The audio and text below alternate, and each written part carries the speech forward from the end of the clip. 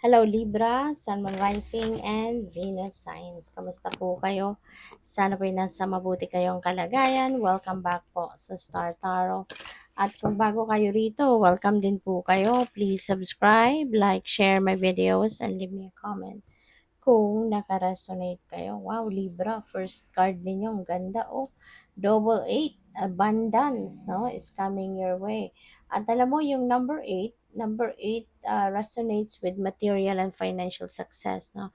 Doble pa siya. So, ibig sabihin, doble yung energy ng eight, which is doble yung pagiging, yung kasaganaan na dadating sa'yo. Diba? Yung material and financial success will be doubled as well. So, ang swerte mo. So, marami, no, yung pagkakataon mo dito na magkakaroon ka ng maraming pera, di ba? Merong mga dadating na mga financial blessings and financial opportunities na talagang maaaring magpapayaman sa'yo, di ba? So, we have hedgehog, be a magnet for light, love, and joy. So, para ma-magnet mo yung mga ganito, you really need to project positivity, positive mindset, positive outlook in life, thoughts, feelings, and emotions, okay? Para magaganda talaga, positibo ang maa-attract mo sa buhay mo, okay? So, by the way, maraming salamat no, for subscribing, and if you haven't subscribed yet, subscribe na kayo. And also maraming salamat din for not skipping the ads. Malaking bagay po yan sa akin. And also please click the join button sa baba ng video kung gusto po ninyo na mag-join kayo sa membership. Okay? Salamat. So we have 10 of cups. Ayan. So ang swerte mo talaga, Libra. 'Di ba? Maswerte ka kasi meron kayong 10 of cups which is happy family. Siguro kung meron man kayong mga problema dito na solve na or maso-solve mo na, 'di ba? Kasi masaya ka na eh. Hindi lang ikaw yung masaya kundi buo mong pamilya. Maaari din kasi no na since meron kayong abundance, ayan, so kaya iyan ay isang bagay din ano na talagang magdadala sa iyo ng kasiyahan. Kaya good for you. At hindi lang material na bagay dito ang blessing sa iyo na dadating, kundi even yung mga siguro sa relationship mismo, no, kung kayo ay merong kunyari hindi pagkakasundo ng kung sino man sa pamilya, this is the time as well na magkakaayos na kayo. This is the time na mag-aano na kayo sa bawat isa. Magre-reconcile na kayo. Yung gano'n. Ano, kung meron mang hindi pagkakaintindihan. So, we have the Five of Pentacles. Si Five of Pentacles, ano to eh, no? Parang siguro ang iba sa inyo, maybe may mga financial losses, may mga financial hardships na pinagdadaanan. So, pwedeng ganun ang ganap. Pero wag ka ng mag-alala, wag ka ng wag mo ng tambayan ano yung problema mo. Isipin mo na lang kung ano yung magagawa mo para ma-solve mo yung problema yan, makaalis ka na sa financial difficulty na yan. Wag ka nang mag-alala kasi meron kang abundance eh. Kaya tanggalin mo yung pag-aalala mo because that's negative energy that can stand in the way between you and your happiness and between you and your financial blessings and financial success, diba? So, para ma-solve mo na yung problema mong ito, project positivity, be positive, project positive mindset, no? Para mahatak mo to. Swerte na to na ito yung magsosolve sa iyong problema pang kaperahan. Okay?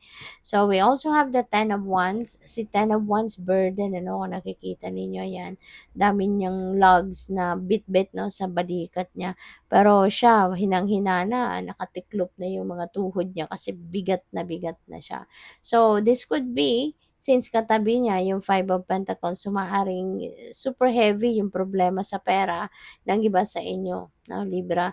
Kaya parang hirap na siyang bitbitin ito at gusto na niya 'tong i-give up, 'di ba?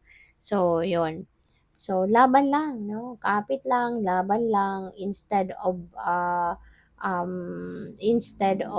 pagtatambay, no? Ang gagawin ninyo dito sa problema, wag mo nang tambayan ang problema, mag-isip ka kaagad ano ang gagawin mo para makapag-diskarte ka, anong magagawa mo to solve the problem, 'di ba? So, yun, pupuwede rin ano na trabaho 'to. Baka burden na 'to is physical burden, baka physically demanding yung trabaho mo, maaari din na you've been working long hours sa trabaho, maybe ang dami-dami mong task, ang dami-dami mong load, 'di ba? Baka overload ka na sa trabaho kaya hirap na hirap ka na din. Puwedeng gano'n ang ganap dito, 'no? So whatever the case may be, you're going to put an end to that. No? Kasi yung 10, that represents endings and beginning, 'di ba? So, maaaring handa ka na magsimula ng bagong buhay, pupuwede 'no, ng iba sa inyo baka magra-resign na kayo sa trabaho dahil hindi niyo na kaya yung trabahong ito.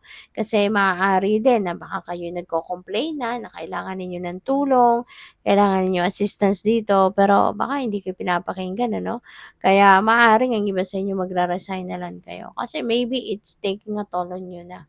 Maaaring pati kalusugan ninyo nako-compromise na, 'no? Kaya pupuwedeng magra-resign na kayo.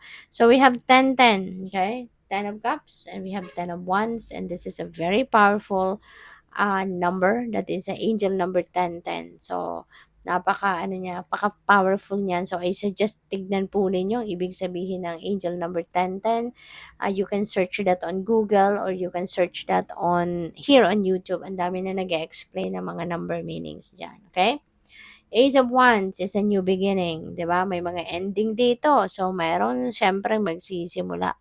At dito sa Ace of Wands, this is a blessing kasi maybe you are starting dito a new career or a new trabaho na maaring makatulong sa'yo na ma-solve ang problema mo dito sa pera. Okay? Maaring sa bagong opportunity na to, dito ka magkakaroon ng abundance. Dito manggagaling sa bago mong sisimulan trabaho or career, baka dito ang source mo ng kasaganaan mo sa pera. Okay? So, po pwedeng ganun ang ganap dyan. Kaya, good luck sa'yo. 9 of Wands, protection ang napipick up ko dito. Protection of what you have. Protection of kung ano yung pinaghirapan mo, yung maaaring material possessions, money, savings, mga ganyan, bahay, 'di ba? Or kung ano man itong property ninyo. Maybe you really need to protect that now from other people na may be taking advantage of you. Okay? So, we have 7 of Cups. Maraming ang opportunity na po pwedeng dadating sa inyo sa ngayon. So, maaaring yung isa sa mga opportunity na to, ang maaaring titignan ninyo, i-consider ninyo na pampalit dito sa trabahong ito, 'no? Baka meron talaga kayo ditong trabaho or new career opportunity na you're going to choose, 'no, among many opportunities. Maaari yung oportunidad sa trabaho or mapagkakakitaan or bagong mapagkakakitaan yung kukunin ninyo rito. So, good luck and congrats. Thank you for watching. Love and light. Namaste.